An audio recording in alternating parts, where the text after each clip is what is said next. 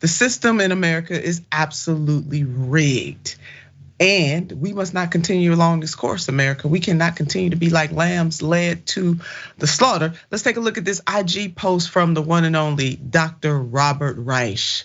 A society that rushes to bail out banks but doesn't provide universal health care to its people is politically and morally corrupt. Amen to that, Dr. Robert Reich. We can add so many other things to that. Check out this headline from a recent article that Dr. Robert Reich wrote, The Undeserving Rich, Putting the Bank Bailout in Context.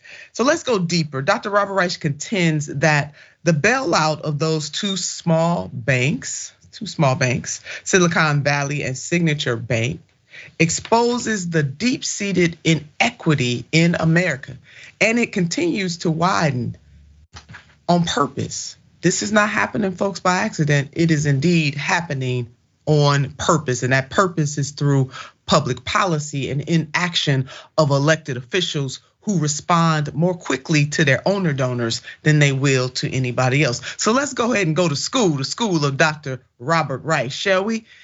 Dr. Reich writes, markets depend on who has the power to design and enforce them, deciding what can be owned and sold under what terms, who can join together to gain additional market power, what happens if someone cannot pay up, how to pay for what is held in common, and who gets bailed out. All right, that's lesson number one. Let's go on to lesson number two.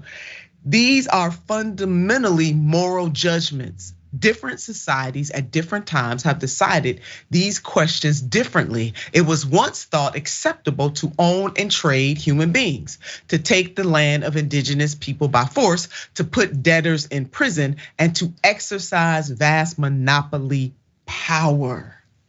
So Dr. Robert Reich is just really laying out that the situation that we find ourselves in, again, let me dress this up for you, is on purpose, and that purpose is based on policy, and that policy decisions are decided by elected officials who are in office, who should care about the United States of America, but they have shown themselves, John, very much willing, ready, and too able all the time, most of the time, like 99.9% of the time, to answer to the United Corporate States of America. Yeah, and to do it readily, to do it enthusiastically. Like there is certainly a case to be made that, absent context, one of the things a government might need to do is to bail out financial, organizations like banks. That's of course ignoring the context of how exactly individual banks or groups of banks at particular times get into the mistakes that they make. Much of which is due to willful behavior on the part of executives and individual bankers that know that even if everything comes crumbling down, they're not going to be held liable in any way. And a lot of it is facilitated along the way with deregulation that government is a willing participant in.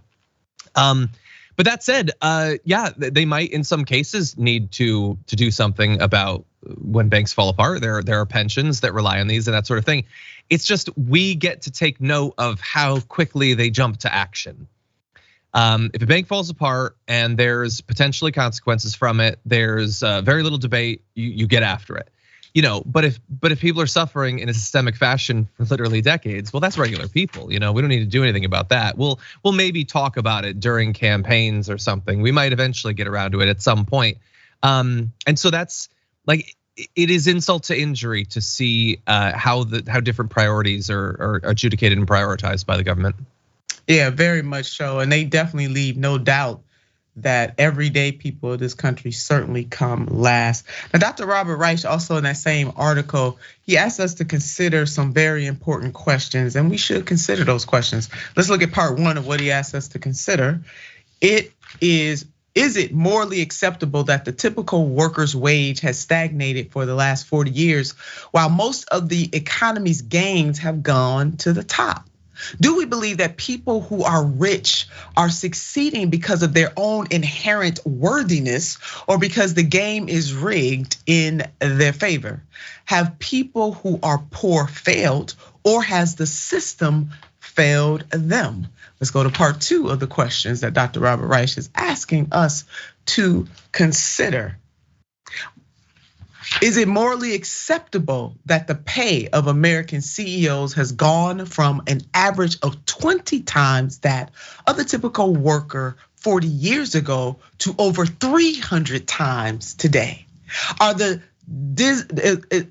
Dizens of Wall Street, who in the 1950s and 1960s earned modest sums, but are now paid tens or hundreds of millions annually, really worth that much more than they were worth then? I mean, all of these questions are certainly ones worth us asking, America, and we should ask ourselves that in a very deep way. And before we start clutching pearls and clutching ties and hanging on to whatever politician is your flavor for the day, you gotta ask yourself, are the rules of the financial game set up in such a way that you, your family, your community, those that you love can benefit? Or is it rigged to answer to the will of the people who are among the ultra wealthy in this country, and the hell with everybody else? Those are the questions that Dr. Robert Reich is asking us to answer.